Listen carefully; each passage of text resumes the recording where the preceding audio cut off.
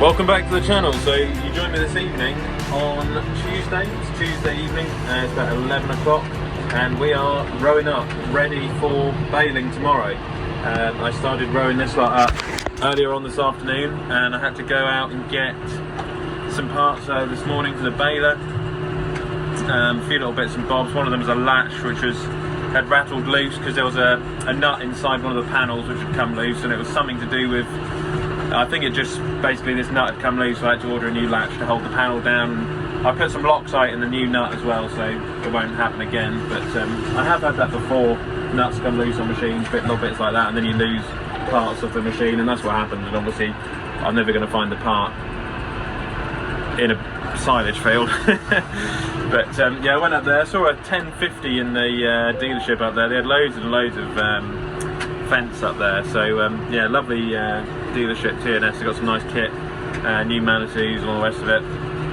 But yeah, like I say, I'm trying to get the rest of this done in the morning, and we're on the baler. So how the bales go, we've done 32, and I'm going to hopefully finish that little field over there, and then we'll be back to the yard to go and get one of the tractors to go and pick these bales up. But yeah, baler's going well, 6-9's going well. But yeah, it's got a bit of a spool problem this morning, which I managed to fix in the end. It was the pressure on the spool valve. But yeah, it's all going all right.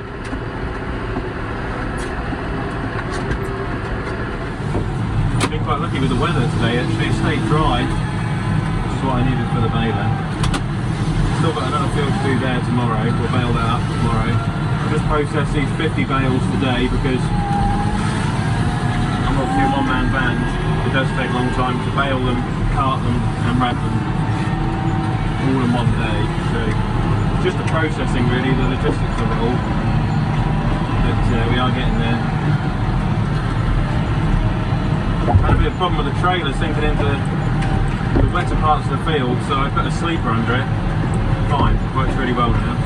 Just an old railway sleeper, which I cut up with a chainsaw last night. So you can pick it up there. That horseshoe sitting on that block. Of course, this is a bit where you don't want to mess it up because you've got everyone at the road watching on the skip ends. You've got to try and do a good job. They're a bit rough at places, these marshes, this 7 acres. 32 acres is better because it's had sheep on that field. This one hasn't had sheep on it, but it needs levelling out. So I think a pair of rollers in the winter time, springtime, sort of autumn, at some point some flotations would do this world of good. Equally, sheep, they do land the world of good to try and level things out. I mean, I do find with new marshes like this, it does take quite a while for them to come right in regards to coming level really for the mower, the silage. And you know, you give it 2 or 3 years, 3 or 4 years, you know, I think you'll be surprised, we'll all be surprised how it will level out on here, and you know, it will come nicer really for silage. So this has been the first time cutting this 7 acres, second time cutting 32 acres, and let's put it this way, they've been in a rough state.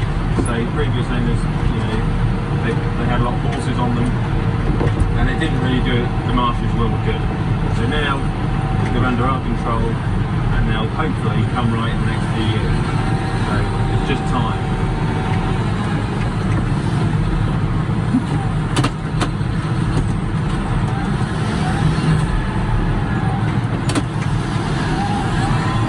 The reason why I like all of the bales back at home on the farm at the wrapping station by the evening is because the bacteria in the bales, the microbes, they will change as you leave the bales out if you don't get them wrapped within around about 2 hours. That's what they say, but you know, we try and do it in the 2 hour period if we can, but we never leave silage bales overnight. They've got to be wrapped the same day. So that's another reason really why you know, I can't process a huge amount in one day, like 150, 200. I'd rather just do 50 and have it done properly, you know, rather than have the bales go mouldy. So there is an art to silage, and it does take time to learn to make good stuff. Another thing which I don't like to see is when the bales are loaded onto the trailer, I don't like to see the net wrap get damaged, because once the net wrap's damaged and it goes on the wrapper,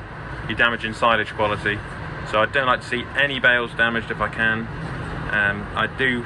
I suppose I'm a bit of a perfectionist with the silage, because it is, you know, cattle food for the winter, so it is very important. And you know, this stuff is like gold really for us, so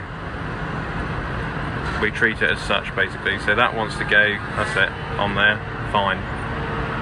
Well, there we go, we're all loaded up. So that is this field, 7 acres we call this one, done. We baled 47 bales here this morning, so on 7 acres I think it works out about 6.8 bales, so it's about 7 bales to the acre, give or take, which we're pleased with, so that's good. And it really wants some sheep on it now, this lot. That's what will go on next, is sheep. So we've got to come back with the baler tomorrow and start baling the 32 acres. So for now it's back to the wrapping station in the yard. Right, so we're back at the farmyard and we're emptying the trailer this evening, ready for wrapping. So it's all got to be taken off the trailer at the moment, because I can't unlock the pin on the 6R. I think it's slightly bent on the tow hitch.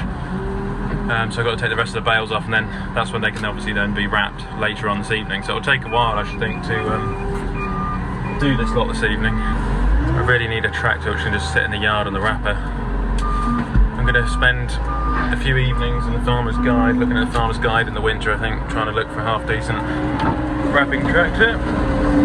At the moment I'm just too busy. We also want to upgrade the rake as well. The hay turner's just far too small for what we do these days, so we're looking at a twin crone rake and a 6-rotor hay turner as well, which I think will speed the process up a bit.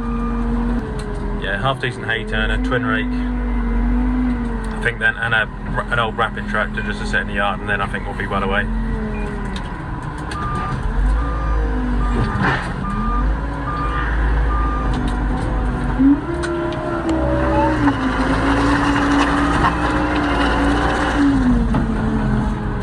Just get a bit of weight in these bales because they're obviously wet silage, bale tight. So yeah, I best be getting on. The road is long. It's going to be a long night, I reckon, getting this lot done. But it'll be worth it, of course, in the winter time when the cattle are being fed and they got enough food. So that's what it's all for. Ultimately, it's for the cattle. So end to a lovely day. Just hope the weather stays. We don't get any more rain. I'm sure it'll rain at the end of the week, I think, on the weather forecast. So just do what we can do. I'll start stacking them over there on the left, and I'll let you know how I get on tomorrow. So yeah, thanks very much for watching. Keep liking and subscribing, it's all going on. And yeah, I'll catch you on the next one.